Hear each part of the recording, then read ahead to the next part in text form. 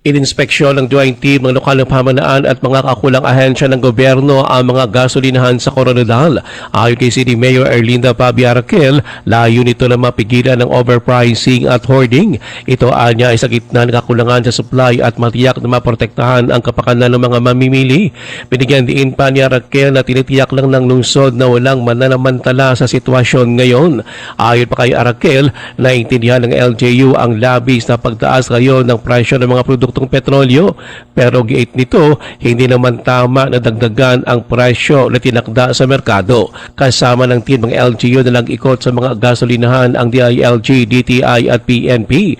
Makipagpulong din si Araquel kay DSWD-12 Regional Director Loreto Caballé Jr. Ito ay para pag-usapan ang pagbibigyan ng fuel subsidy sa mga tricycle drivers na labis na naapektuhan ng krisis.